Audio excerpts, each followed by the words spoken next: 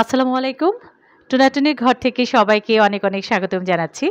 আজকে খুবই মজার একটা মিষ্টি কুমড়ার ভর্তা তৈরি করে দেখাবো। গরম, গরম ভাতের সাথে যা লাগবে না একদমই অন্যরকম, অন্যরকম টেস্ট, অন্যরকম মজা। আপনারা বাসায় একবার হলেও ট্রাই করবেন। তো চলুন রেসিপি দেখে নিচ্ছি। এখানে কিছু মিষ্টি কুমড়া আমি স্লাইস করে একটু মোটা করে কেটে নিয়েছি। তারপর হলুদ, সামান্য একটু মরিচের গুঁড়া, লবণ দিয়ে খুব ভালো করে মেখে ৫ মিনিট অপেক্ষা করেছি। ৫ মিনিটের মধ্যে আমি যেটা করেছি, একটা প্যানে ৪ টেবিল চামচ তেলের ভেতরে ২টো দিয়েছি পাকা মরিচ, ২টো কাঁচামরিচ, ২টো দিয়েছি শুকনা মরিচ, ৩ কোয়া দিয়েছি রসুন, দিয়েছি কিছু পেঁয়াজ কুচি। তারপর একটু নেড়েচেড়ে ভেজে নিতে হবে। খুব বেশি ভেজে ফেলবো না। বেরেস্তার আগের মুহূর্তটা মানে হালকা একটু এরকম লাল হবে তখন তুলে নিতে হবে।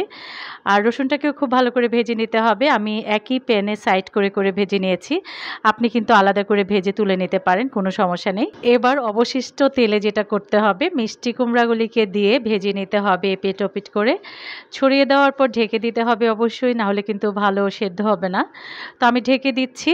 তারপর উল্টে পাল্টে ভেজে নিতে হবে। একটা সাইড যখন হয়েছে উল্টে দিয়েছি, আবার ঢেকে দিয়েছি। এভাবেই দেখেন একদম নরম করে কিন্তু আমি ভেজে নিলাম। তো তুলে নিচ্ছি। তুলে নেওয়ার পর ঠান্ডা যখন হবে তখন ভর্তাটা মেখে নিতে হবে। প্রথমেই ২টো শুকনা মরিচকে সামান্য একটু লবণ দিয়ে গুঁড়ো করে নিলাম। শুকনা মরিচের লবণ দিয়ে গুঁড়া করে নিলে কিন্তু খুব সহজেই গুঁড়া হয়ে যায়। আর অবশ্যই লবণটা বুঝে দিবেন, কারণ মিষ্টি কুমড়া যখন ভেজে নেওয়া হয়েছে তখন কিন্তু লবণ দেওয়া হয়েছে। তো এবার আমি সবকিছু খুব ভালো করে কষলে মেখে নিলাম। দিয়ে দিলাম সরিষার তেল। সরিষার তেল ছাড়া তো ভর্তা হবেই না আসলে। দিয়েছি ধনিয়া পাতা কুচি, তারপর ভাজা মিষ্টি কুমড়াটা দিয়ে মেখে নিলেই কিন্তু ভর্তাটা রেডি হয়ে যাবে।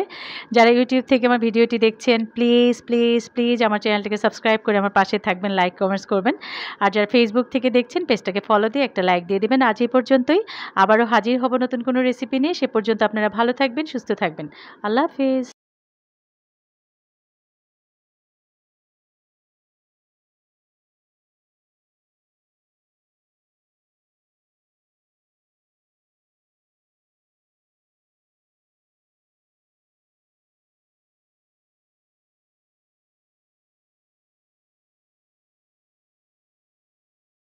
আশা করছি আজকের রেসিপি ভালো লেগেছে। যারা ইউটিউব থেকে ভিডিওটি দেখছেন, প্লিজ প্লিজ প্লিজ আমার চ্যানেলটিকে সাবস্ক্রাইব করে আমার পাশে থাকবেন। আমাকে সাপোর্ট দেওয়ার জন্য লাইক কমেন্টস করবেন। আর যারা ফেসবুক থেকে দেখছেন পেজটাকে ফলো দিয়ে একটা লাইক দিয়ে দিবেন। আজ এই পর্যন্তই। আল্লাহ হাফেজ।